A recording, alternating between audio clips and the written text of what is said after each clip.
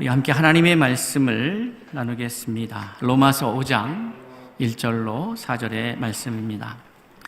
그러므로 우리가 믿음으로 의롭다 하심을 받았으니 우리 주 예수 그리스도로 말미암아 하나님과 화평을 누리자.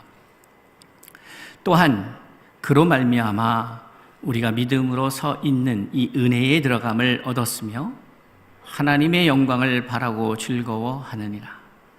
다만 이뿐 아니라 우리가 환난 중에도 즐거워하나니 이는 환난은 인내를, 인내는 연단을, 연단은 소망을 이루는 줄 알미로다. 아멘. 우리가 잘 아는 바와 같이 로마서의 말씀은 이신득이 믿음으로써 의롭게 된다라고 하는 기본적인 신학을 그런 바탕으로 기록되어졌다, 이렇게 이해하고 있습니다. 로마서의 말씀을 기록하는 바울의 그 깨달음 속에 바울을 통해서 이해된 하나님의 세계가 기록되어 있는 것이죠. 그러니까 우리가 조심해야 될 것은 뭐냐면 이 바울의 깨달음이 모든 깨달음이다 이렇게 하면은 위험할 수 있다, 이렇게 먼저 말씀을 드립니다. 그러니까 그것은 바울이라고 하는 사람이 이 땅에 태어나서 교육받고 살아오고 경험한 모든 그런 것들의 총합, 그 속에서 알아간 하나님, 이해한 하나님. 다시 말씀드리자면 바울이라고 하는 자체의 필터를 통해서 하나님이 경험되어질 때에 그 필터링된, 이해된 그 깨달음이 기록되어져 있는 것이죠. 그러니까 만약에 이 바울의 깨달음이 절대적 다른 것은 다 문제가 있고 이것만 맞다 한다면 이 책만 기록되어 있으면 되겠죠. 바울의 서신서만 있으면 되겠죠. 또 한편으로 사복음서의 말씀만이다 이렇게 얘기한다면, 우리에게 필요한 게 사복음서면 된다 한다면 66권의 말씀이 더 이상 필요하지는 않겠죠. 제가 신학교 2학년 때의 일입니다. 신학교 2학년 때 제 1년 후배 되는 분한테 연락이 왔어요. 전화가 왔어요. 그래서 뭐라고 얘기를 하시냐면, 구약이 필요한가요? 우리에게 신약이 있고 우리는 신약의 시대를 살아가는데 구약의 무용론, 구약은 필요하지 않지 않는가, 이런 얘기를 합니다. 결과적으로 봐서는 구약의 과정을 거쳐서 신약에 왔고 예수 그리스도를 통하여 완성된 복음이 주어졌으니 그 예수 그리스도를 직접적으로 만나고 경험하고 한다면 구약이 필요가 없겠죠. 그런데 왜 필요할까? 바로 그 구약이라고 하는 것은 사실 이 신약의 말씀을 시작하는 데 있어서 반드시 거쳐야 될 과정으로서 이해되어야 합니다. 그리고 구약은 그 시작을 말씀하고 있죠. 그 시작을 말씀한다는 의미 속에는 누가 시작했으며 어떤 목적으로 시작했으며 나는 왜 존재하는가에 대한 이야기가 언급되고 있다는 것입니다. 그래서 우리가 오늘을 살아가지만 어제가 없는 오늘이 있을 수가 없고, 우리의 인간의 한계 속에서 부인할 수 없는 사실 하나는 스스로 있는 자가 없다라는 사실입니다. 그러니 우리가 창조물이기에 누가 창조자인가를 기억해야 합니다. 누가 창조자인가?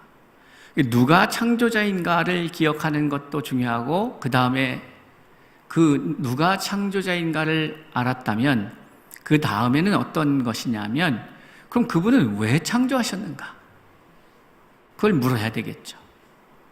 또 이 왜 창조하셨는가에 대한 이유를 알았다면 그러면 그것을 어떻게 이루어갈 것인가가 우리 안에 준비되어 있을까요? 아닐까요? 당연히 준비되어 있죠. 왜냐하면 창조자가 그런 목적으로 창조하였기 때문에 당연히 그 창조의 목적을 이룰 수 있는 존재로 만드셨기 때문에 우리는 그것을 믿습니다. 그렇기 때문에 단순히 하나님의 말씀, 똑같은 하나님의 말씀입니다. 이 백성은 나를 위하여 지었나니 나를 찬송케 하려 합니다 라는 말씀을 그냥 아무것도 안 하고 맨날 하나님을 노래하고 예배하고 하라는 것으로, 그것이 가장 중요한 목적으로만 이해돼서는 그것은 충분한 이해라고 말씀드리기가 어렵습니다. 하나님을 찬양한다는 게 어떤 의미일까? 하나님은 흥이 있는 분이라서 노래, 음주는 아니지만 가무겠네요. 가무를 좋아하셔서 뭐 이렇게 그거를 계속 받기를 원하시느냐? 그런 하나님이 아니죠. 하나님에 대한 오해가 있습니다. 진짜 하나님을 찬송한다는 것은 어떤 의미일까? 예배한다는 것은 어떤 의미일까? 그것은 창조자가 창조물을 창조하면서 가졌던 그 의도, 그 목적, 그것을 성실하게 혹은 온전하게 이루어가는 그 상태가 예배적 상태입니다. 그것이 그렇게 정리가 되어야 합니다. 그러니 그것을 가기 위해서, 그런데 이게 성경이 일관되게 얘기하는 것은, 그런데 그것이 마음 먹는다고 되는 게 아니다. 그게 하루아침에 되는 것이 아니다. 그것은 내가 거듭나야 된다. 이걸 말씀하시는 거예요. 그리고 거듭난다고 다 되는 것도 아니다. 거듭났으면, 이제 새로운 생명을 얻었으면 이제 그것을 할 수 있는 자로, 그만한 역량과 능력을 갖춘 자로 자라가야 한다. 자라가야 한다. 그래서 그리스도의 장성한 믿음의 분량에까지 자라가야 하고, 히브리서의 말씀을 통해서 우리에게 주시는 것은 때가 오래되었다면 너희가 마땅히 선생이 되어야 된다. 이 얘기를 계속 하시는 거예요. 그러니까 이것을 종합적으로 말씀드리자면 그 결론은 이런 겁니다. 어떠한 사람이 되어야 그 예배를 드릴 수 있는 자가 된다는 거죠. 근데 이것이 마치 어떻게 되냐면, 인간이 죄를 지으면서 범죄함으로 하나님과 함께 할 수 없기에 에덴 동산으로부터 쫓겨납니다. 그 이후에 하나님께서 인간과 다시 만나려고 회복하시려고 하는데 인간이 하나님을 만날 수가 없죠. 그래서 여러분 기억하시죠? 창세기의 말씀 속에 3장에 보면 아담과 하와가 범죄한 이후에 가장 먼저 나타난 현상이 뭡니까? 하나님을 두려워하기 시작했다. 하나님과 함께 할 수가 없는 거예요. 그러니까 하나님이 왔을 때 그가 힘든 거죠. 하나님은 어디에도 계시니까 숨을 데가 어디 있겠습니까? 우리가 바다 밑에 숨겠습니까? 저 멀리 산 속에 숨겠습니까? 하나님을 피할 곳이 없어요. 그런데도 불구하고 사람은 숨게 되어 있어요. 계속 숨습니다. 계속 숨겨요. 그러한 사람, 그러니까 하나님이 함께 할 수 없다기보다는 사람이 그 의로운 하나님 앞에 함께 할 수 없어서 계속해서 떠나가는 거죠. 멀어져 가는 겁니다. 그러니 그것을 회복하기 위한 과정으로서 사람을 위한 배려가 뭡니까? 제사법입니다. 그리고 성막입니다. 어떻게 해야 네가 지성소로 들어와서 인간인 죄 많은 너가 나를 만날 수 있는지의 그 과정이, 그게 성막에 나타나 있는 것이죠. 그 깨끗함을 받는 과정이 있어요. 그러니까 우리가 하나님을 참된 예배할 수 있는, 하나님을 예배할 수 있는 참된 예배자로 서기 위해서는 그 과정이 있어야 돼요. 하루아침에 되는 게 아니에요. 거듭났어요. 그리고 이제는 믿음의 사람으로 자라가요. 그리고 그 과정 속에서 우리는 회복돼요. 그리고 그 회복 속에는 즐거움이 있어요. 이것이 복음입니다. 인간에게 하나님과 결렬되면서, 하나님과 결별하면서 하나님이 쫓아버리기 전에 이미 그들은 하나님을 떠났지 않겠습니까? 그러면서 인간에게 생긴 변화가 뭐냐면 두려움과 슬픔이에요. 그러니까 기쁨이 사라졌어요. 웃는 것 같은데 웃는 게 아니에요. 인간은 스스로 기쁨을 만들어낼 수 있는 존재로 창조되었습니다. 기뻐할 수 있어요. 어떤 사건이 없어도 그 안에 기쁨이 충만했단 말이죠. 그런데 그것이 사라져 버렸어요. 그래서 인간들이 만든 게 뭐예요? 그 기쁨이 필요한 건 아는데 기쁨이 생산되질 않으니까 억지로, 그래서 코미디 프로가 필요한 거죠. 웃긴 일들이 일어나야 되는 거예요. 내가 웃을 수가 없으니까 웃기는 일들이 일어나야 되는 거예요. 슬픈 일이죠. 남은 웃기지만 나는 아플 수 있고, 남 앞에서는 웃을 수 있으나 홀로 있을 때 괴로운 그러한 인생이 돼버린 것이죠. 그러니 이 문제를 해결하기 위해서 사람은 결단을 해야 합니다.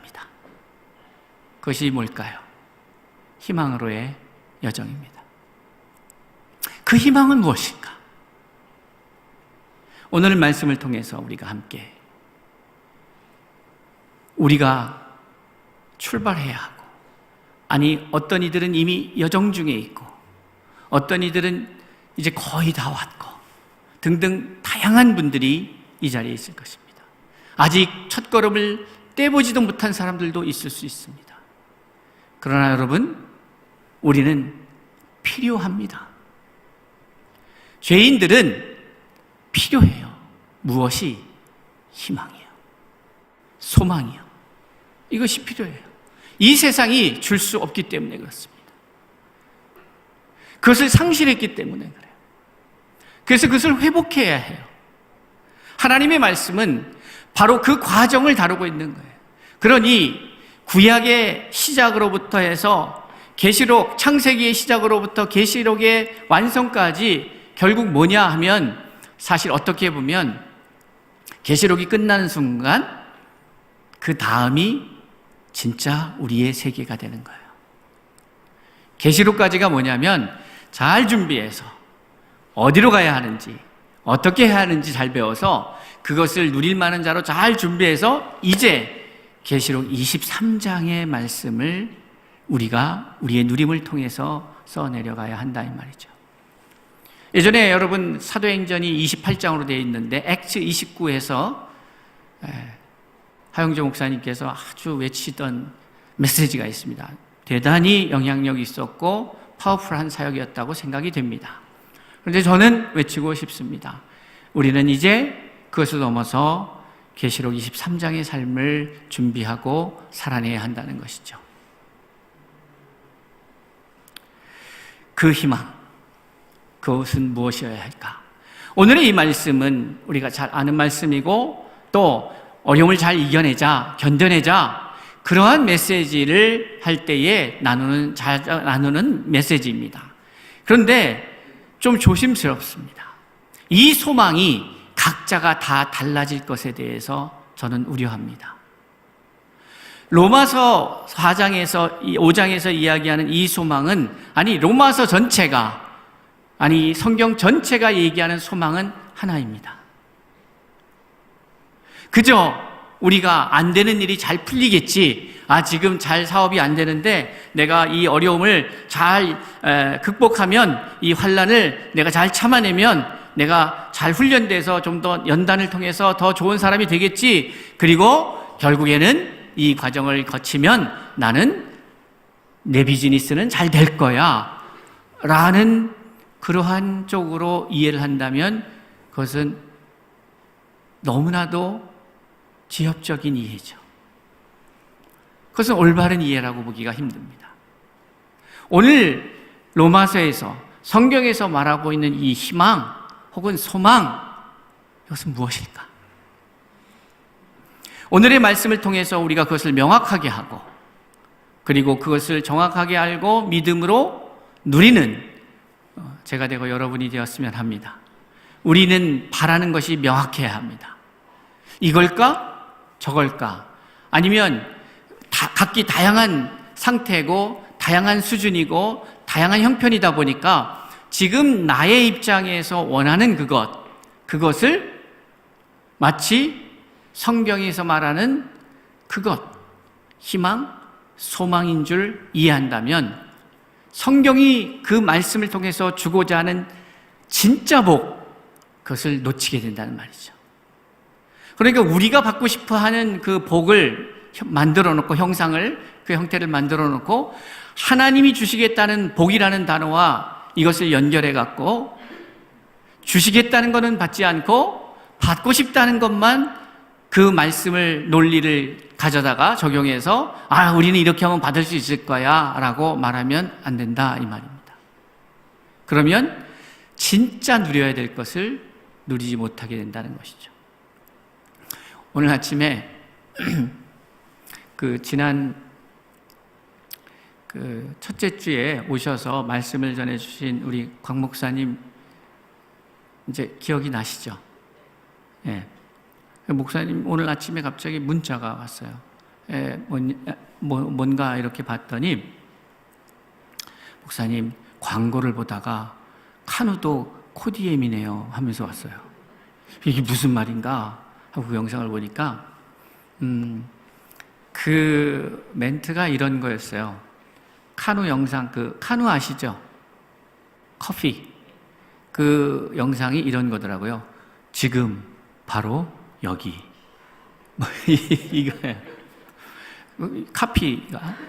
그래서 처음에 봤을 때 이게 뭔가 했더니, 그때 기억하십니까? Here and now. 그게 말씀의 제목이었죠. 그러니까 here, 여기, now, 지금. 그래서 이분이 진짜 코디엠 대표를 하셔야 되겠다. 그걸 문자를 보냈어요. 그래서 아침에 일어나서 참 웃었는데, 아침에 보고 웃었는데, 이 하나님께서 우리에게 주시는 이 땅에 살아가면서 우리가 마땅히 누려야 할 그것은 지금이지 내일도 모레도 또 저기 죽으면 천국 가서가 아닌 것이죠. 지금 내가 누려야 될 것이 있으면 누려야 하고, 지금 내가 감당해야 될 십자가가 있으면 감당하는 겁니다. 지금 하지 못하면 내일 할 수가 없어요. 내일은 나에게 보장된 시간이 아니기 때문입니다. 이번 저희 가정에 그러한 기대하지는 못했지만 겪게 되는 그 슬픔의 시간을 통해서 제가 참 많은 걸 제가 받았다고 하는 것은 생명의 깨달음에 대한 진일보를 이루는 시간이었다. 이렇게. 그래서 제가 참 감사했어요. 참 감사했어요.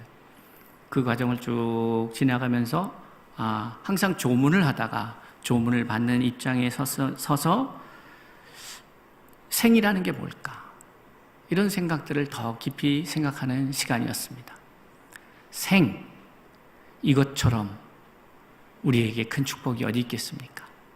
그러니 오늘의 소망이 그저 이 땅에서 잘 되고 잘 될 거야, 긍정적으로 생각해, 그것의 결과가 아니라는 것입니다.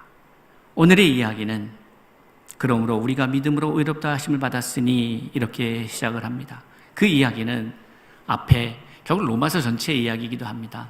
우리가 죄인이었다. 죄인이었다라고 하는 말 의미 속에 어떤 의미가 있냐면 모든 사람이 죽는다의 의미가 있습니다. 역으로 거꾸로 하면 뭐겠어요? 모든 사람이 죽는다는 의미는 모든 사람이 죄인이다. 그러니까 성경이 그렇게 규정한다 이 말이에요. 동의 안 할 수 있습니다. 그렇지만 저와 여러분은 적어도 저는 지금 그 신앙을 인정하는 분들과 이 이야기를 나누고 있습니다. 모든 사람이 죄를 범하였음에 사망에 이르게 돼요. 모든 사람이 죄를 지었으므로 사망이 모든 사람에게 이르렀다라고 로마서 5장 12절에 밝히고 있습니다. 다시 말합니다. 모든 사람이 죽는다는 의미는 이 논리에 의하면 모든 사람이 죄인이었다는 거예요. 모든 사람이 죄를 범하였음에 하나님의 영광에 이르지 못하였다고 또 로마서 3장 23절은 말하고 있습니다. 그러면 이제 이 말씀을 중심으로 해서 이해한다면 사망이라는 게 뭐냐? 죄의 결과다. 또 사망이라는 게 뭐냐? 하나님의 영광에 이를 수 없는 상태다. 그렇게 이해할 수 있겠죠. 그럼 역으로 따지면 하나님 앞에 하나님의 영광에 동참하고 하나님을 영화롭게 하고 영광스럽게 하는 가장 위대한 게 뭡니까? 그것은 내가 살아있는 거죠. 내가 살아있는데 언젠가는 죽을 수 있는 존재가 아니라 죽지 않는 존재로 존재하는 것이 가장 하나님을 영화롭게 하는 겁니다. 그러면 어떻게 해야 되느냐? 죄가 사망을 가져왔다면 이제 이 사망을 가져온 죄의 문제를 해결해야 되는데 인간은 도무지 할 수가 없죠. 그러니 예수가 오신 거죠. 그리고 그 예수 그리스도로 말미암아 우리가 생명을 얻게 되는 거죠. 그러니 하나님을 영화롭게 한다는 것은 예수 그리스도를 믿음으로 생명의 존재가 된다는 것입니다. 내가 그렇게 되는 것도 중요하고 또한 이 땅에 사는 동안에 어떠한 일보다도 중요한 것은 나의 존재가 혹은 나의 행위가 나의 모든 일들이 결국 생을 만들어낼 수 있는 일이 되는가. 그것을 좀 더 다른 말로 표현한다면 내가 예수의 생명을 전하는 자로 존재하는가 이거겠죠. 그리고 내가 예수 그리스도를 전할 때 때로는 나의 실패를 통해서 예수가 전달될 수도 있고 때로는 나의 좌절 속에서 나의 슬픔 속에서 예수가 전달될 수 있지만 그러나 그 슬픔이 슬픔에 머무르지 않고 그 슬픔을 통하여서 또 다른 생명들이 나온다면 그 슬픔은 아름다운 슬픔이 되겠죠. 무엇이 우리로 가장 하나님을 영화롭게 하는 자로 존재케 하는가? 그것은 생명을 누리고 생명을 만들어내고 그것이 가장 아름다운 것이죠. 그런데 오늘날 세상은 그 생명을 가치 없는 것으로 그 생명을 존중하지 않는 세상이 되어버린 것이에요.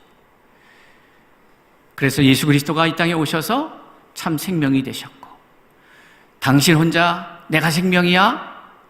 봐, 이 생명이 얼마나 위대해? 내가 하나님의 아들인데 하나님의 아들, 딸들은 이러한 은혜가 있고 이런 능력이 있어 라고 뽐내려고 오신 것이 아니라 생명으로 오셔서 죽음을 짊어지셨죠. 그 이유는 하나였습니다. 바로 바로 여러분 한 사람 한 사람에게 그 생명이 되기 위하여 당신이 죽으셨죠. 그런데 이것이 예수만 그런 줄 알았어요. 예수만. 그런데 이게 하나님의 방법이었던 거예요. 여러분, 자연을 보면서 보이지 않습니까? 무엇인가의 사라짐이 무엇인가의 생명을 만들어낸다면 그것은 사라짐일 수가 없죠. 나는 저물러도 세례 요한이 나는 쇠하여야겠고 그가 흥하여야 되겠다 했다면 이 세례 요한의 쇠함은 생명의 과정 속에 있는 거죠. 그래서 희망으로의 여정은 단순히 잘 된다, 잘 될 거야가 아닙니다. 때로는 이 생명 세계에서 나는 사라져가는 것처럼 보일 수도 있습니다. 많은 사람의 주목을 받지 못할 수도 있어요. 항상 2인자일 수 있고 항상 3인자일 수 있고 아니 전혀 사람들에게 노출되지 않을 수 있어요. 그런데 그가 존재함으로 그 공동체가 살아나고 그가 존재함으로 그의 희생이 누군가를 살리는 일이 된다면 그것은 그가 죽은 것이 아니라 그는 또 다른 생을 시작하게 되는 것이죠. 자연은 그렇게 흘러가고 있는데 인간은 그것을 하고 있지 못하는 거예요. 낙엽은 떨어져 거름이 돼서 또 다른 생명을 낳고 누군가에게 안식이 되고 누군가의 먹이가 되고 누군가에게 힘이 되는데 안타깝게도 사람은 어떻습니까? 나 살자고 남을 죽이는 존재가 되어버렸어요. 자기 살자고 자기 아내에게 책임을 전가해요. 가장이 해서는 안 되는. 근데 요즘은 가장이 꼭 남자일 수는 없습니다. 요즘의 정의는 잘 버는 게 가장이라고 그러더라고요. 저도 그렇게 생각해요. 우스갯소리 같지만 가장 그래도 군림하는 가정이 아니라 섬기는 가정, 나의 희생과 나의 섬김을 통해서 우리 가정의 분위기를 잡아가고 살리고 생기를 불어넣는 게 그게 가장이죠. 그런데 그 책임 있는 아담이 하와에게 그 모든 이 사태에 대한 책임을 전가합니다. 그러니까 이 죄인의 이 모습이 항상 이래요. 회피해요. 책임을 져야 하는데. 왜 책임을 지는지 아십니까? 잘못에 대한 반성이 아닙니다. 이 공동체를 사랑하기 때문에 그 안타까운 마음으로 그 책임을 지는 거예요. 근데 그 사랑이 없으니까 책임을 안 져요. 그러니까 아담이 하와에게 사랑이 이미 끊어진 거예요. 그런데 예수는 인간이 저질러온 그 문제에 그것을 사랑하기 때문에 책임지려고 오셔서 짊어진 거예요. 그 죽음을. 충신교회를 사랑하십니까? 입으로 사랑하는 게 아니라 책임질 수 있는 내 책임이 뭘까? 내 역할이 뭘까? 내가 감당해야 될 게 뭘까? 그것이죠. 저는 목사로서, 코디엠의 대표로서, 복음을 증거하는 자로서 책임져야 될 게 뭘까? 그것을 회피하지 않고 그저 지고 가는 겁니다. 여러분 그거 아십니까? 그것은 매우 행복한 시간입니다. 내가 공동체를 위해서 무언가 책임을 질 수 있다면 그거는 행복한 거예요. 그런데 그것이 행복하게 느껴지려면 전제가 있어요. 그 공동체를 진심으로 사랑해야 합니다.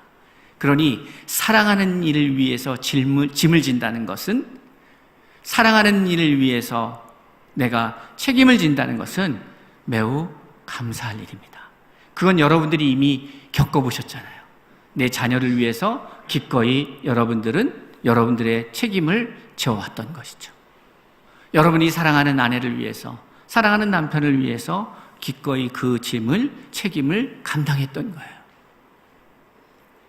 그런데 이제 그 범위를 넓힐 필요가 있는 거죠. 왜요? 우리는 성인이 되었으니까. 우리는 영적으로 성숙한 자가 되어가고 있으니까 그 범위가 넓어져야 되는 것이죠. 이미 여러분이 걸어왔던 것, 그 원리대로 그렇게 여러분 자신을 확장시켜 나가십시오. 그러므로 우리가 믿음으로 의롭다 하심을 받았으니, 예수 그리스도를 믿음으로 의롭다함을 받았으니 우리 주 예수 그리스도로 말미암아 하나님과 화평을 누리자. 화평을 누리자.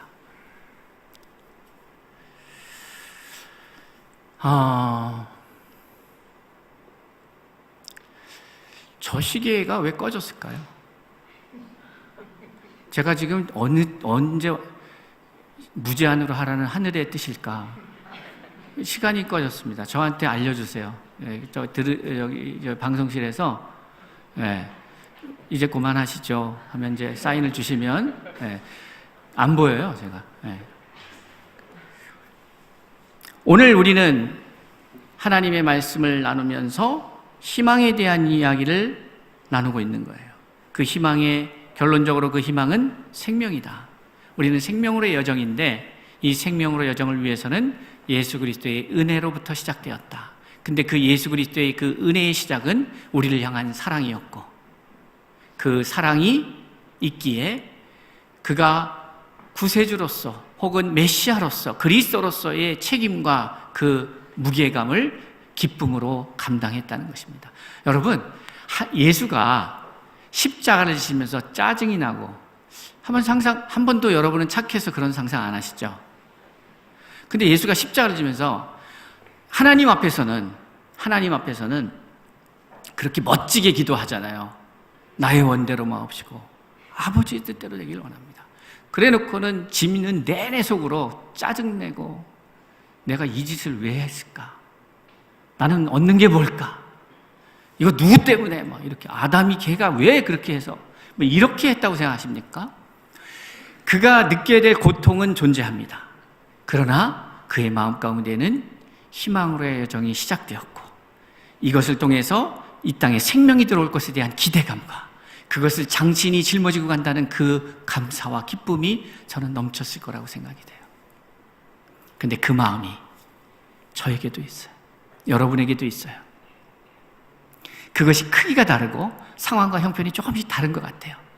적용해야 될 지점이 약간씩 달라요. 그런데 우리 안에 죄인이었지만 하나님의 형상대로 지음받았기 때문에 그것이 남아있는 잔재들이 있어요. 하나님의 그 약간의 잔재들이 있어요. 그것이 회복돼야 되는 거죠. 저는 올해의 사역을 이렇게 해오면서 전혀 의도한 바도 또는 계획된 것도 혹은 제가 막 추진한 것도 없는데 그냥 막 저도 막 따라오다 보니까 여기까지 왔어요. 왔는데 돌아보고 나니까 참 이제 우리가 사무연회 때 한번 결산을 하면서 우리를 돌아볼 텐데 참 여러분 각자에게 주시는 메시지가 있을 거라고 생각이 돼요. 근데 저는 그 메시지가 있어요.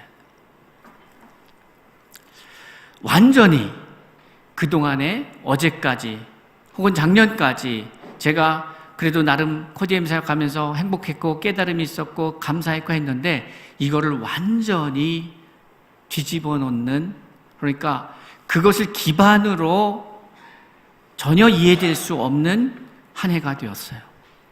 그래서 놀라웠어요.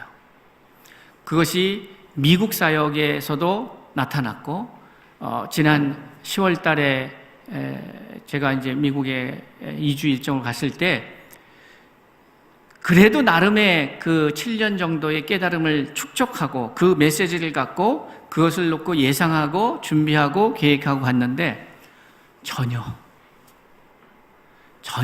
제 계획하고 상관없이 흘러갔다는 게 다시 한번 그걸 경험하도록 하셨어요. 12월 6일부터 8일까지의 그 집회 속에서도 마찬가지예요. 전혀 제가 계획했던 거하고 다르게, 그러니까 왜 이걸 계속 보여주고 계실까? 그때 알았어요. 너가 기도하면서 바라면서 준비하면서 했던 거 이렇게 탁 틀어봤을 때 너 기분 안 나쁘냐? 너 삐질 거냐? 너 짜증낼 거냐? 너 아직도 그러한 사람이야? 이 메시지를 계속 묵상하게 하시는, 이제 알았어요. 어떻게 하시는지를 무슨 상관이 있겠습니까? 이것이 살리는 일이라면 꼭 A라는 방법만 있고 B라는 방법만 있겠습니까? 아니, 성경에 기록된, 우리가 잘 아셔야 돼요. 성경을 읽을 때에 성경에 이렇게 기록되어 있으니까 이렇게만 해야 된다. 그것은 하나님을 잘 모르는 얘기예요. 그건 정말 모르는 얘기예요. 하나님은요, 그 확장성과 그 성장의 끝이 없죠. 이것은 수천 년 전에 기록된 말씀이에요. 그러니까 원리에 의해서 수천 년, 수만 년, 그 수십만 년, 수억 년인지 알 수 없습니다. 그 시간대가 우리하고 다르니. 그런데 그 시간의 창조의 그 시점부터 그 하나님의 그 원칙은 지금까지 계속되어 오고 있습니다. 그러니까 이 하나님의 말씀은 그와 같은 거예요. 이 원리는 지속돼요. 그러나 분명한 것은 이 땅에 자유롭게 얼마나 많은 생명체들이 풍성하게 확장되고 있는지를 보셔야 해요. 여러분이 여러분의 생각을 확장해야 돼요. 거기에 머물지 마시고. 그래야 그 기쁨이 있는 거예요. 여러분, 주님이 그런 말씀하세요. 내 마음에 천국이 있다. 천국은 네 마음에 있다. 근데 이 마음이 하루에도 12번도 바뀌어요. 천국의 형태가 12번도 바뀔 수 있고 지옥이 될 수도 있고 하는 거예요. 무릇 지킬 만한 것보다 내 마음을 지켜라. 생명의 근원이 이에서 남이라. 여러분의 생각을 천국으로 만들고, 그 얘기는 내가 어떠한 사람이 되어서 어떠한 생각을 하느냐에 따라서 나의 마음 안에 있는 천국이 결정이 되는 거예요. 우리는 잘못 생각하면 성경의 천국은 이러니까 이렇게, 그거는 그 사람이 경험한 천국의 모습이에요. 그러니까 어떤 것도 가능해요. 그런데 변하지 않는 모든 것에 공통점이 있어요. 그게 뭘까요? 그게 생명이에요. 하나님의 나라는 생명의 나라예요. 지옥에는 없는 거예요. 지옥의 나라는 어떤 나라겠어요, 그러면? 사망의 나라예요? 소멸의 나라예요.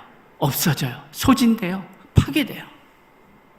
그런데 하나님의 나라는 확장돼요. 성장해요. 계속해서 생명력이 일어나요. 우리의 소망은 잘 될 거야가 아닙니다.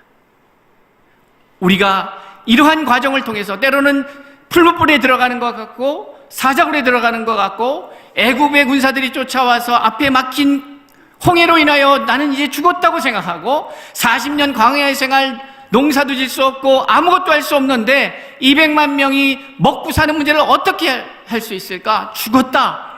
홍해를 건너고 며칠 안 가서 물이 떨어져서 사막에서 이제는 죽었다 할 때에도 사람의 방식이 아니라 하나님의 방식으로 그 일들을 열어가셨던 그 생명의 역사는 멈추지 않는다 이 말이에요.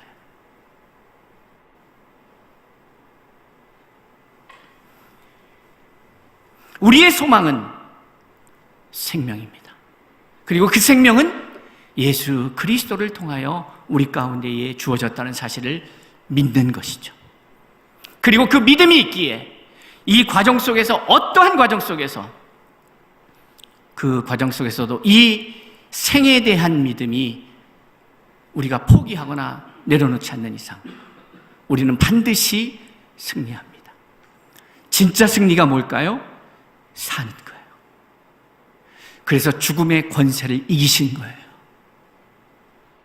생이야말로 승리예요.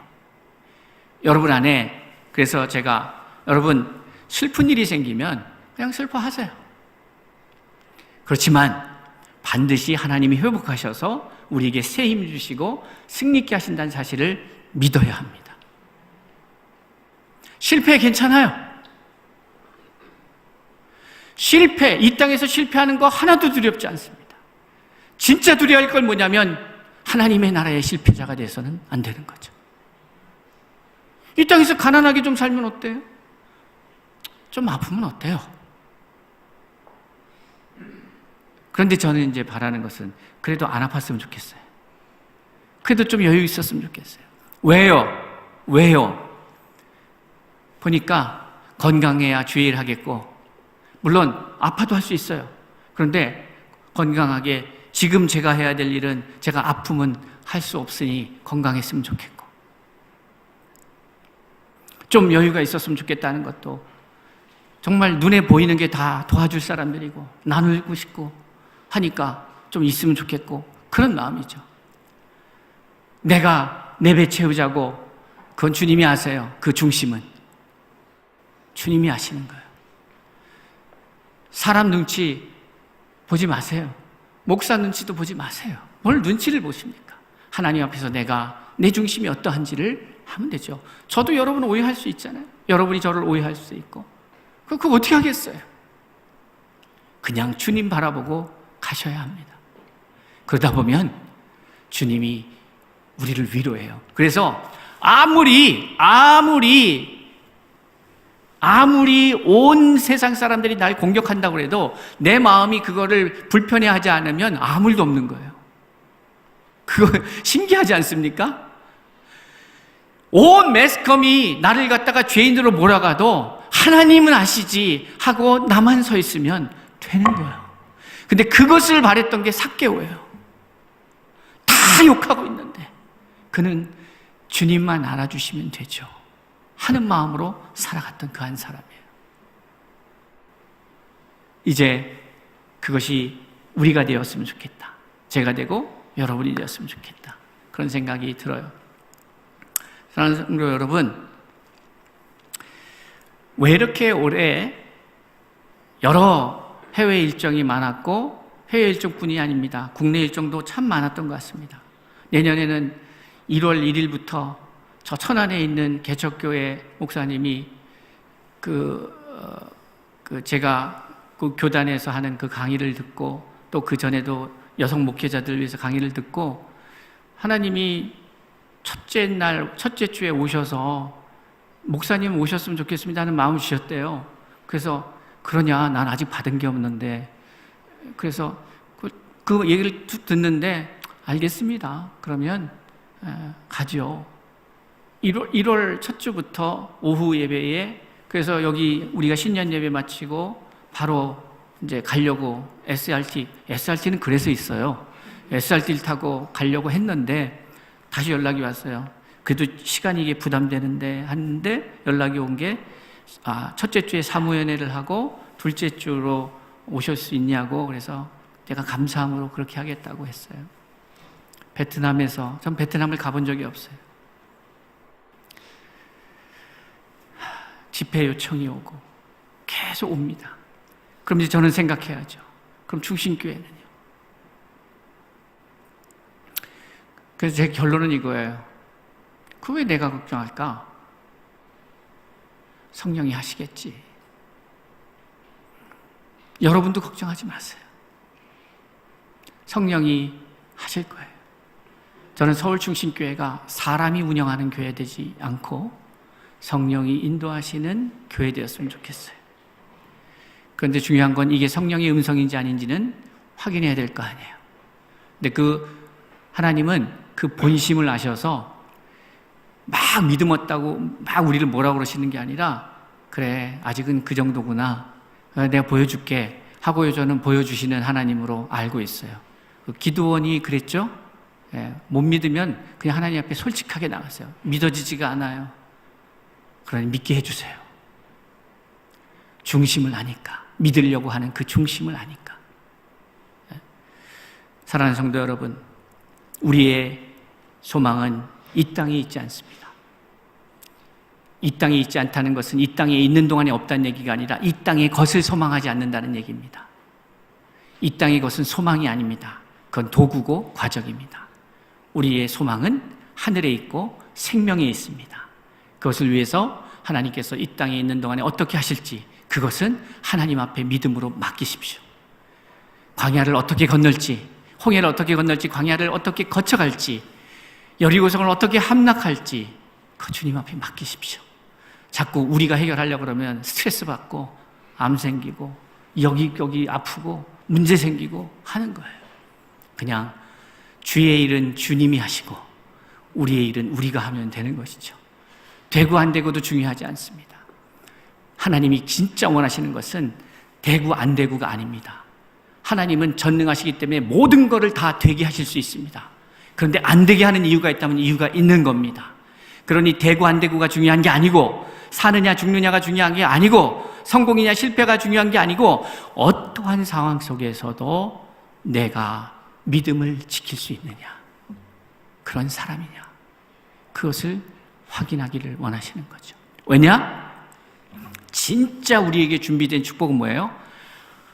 하나님의 나라가 임하였을 때 그 생명의 나라를 다스리는 존재로 하나님의 나라의 상속자가 우리의 최종적인 축복이죠. 그러니까 하나님은 그 과정 속에서 항상 이 퀄리파잉 테스트, 자격 심사를 계속하는 거예요. 그 나라가 임하기 전까지. 그것을 감당할 수 있는 자가 되느냐 안 되느냐. 이 땅에서 내가 어업을 하느냐, 농업을 하느냐, 제조업을 하느냐, 서비스업을 하느냐, 금융업을 하느냐, 아무것도 안 하느냐, 그건 그렇게 중요한 문제가 아니에요. 나는 우리의 마지막 희망, 최종적인 여기서 말하는 우리의 소망이 뭐냐? 생명이고, 그것은 하나님의 나라고, 그것을 유업을 받을 우리의 모습입니다. 그것을 위해서 환난이 왔을 때도 기뻐하고 성공해도 기뻐하고. 왜냐? 이 모든 과정은 환난도 인내가 연단을, 그 과정을 통해서 나는 하나님의 사람으로 되어지고, 그 되어졌다면 나는 성공한 인생이기 때문에 그렇습니다. 사랑하는 성도 여러분, 이제 이 희망으로의 여정 중에 있는 저와 여러분이 이 희망의 끈을 분명하고 명확하게 기억해야 합니다. 조금도 잠시도 놓지 말고 이 생각 속에서, 이 믿음 속에서 살아갈 수 있기를 바라고, 내일부터 시작되는 영국에서의 희망으로의 여정도 기도로 함께 동참해 주시고 함께 하나님의 나라를 이루어갈 수 있기를 꿈꿔봅니다. 기도하겠습니다.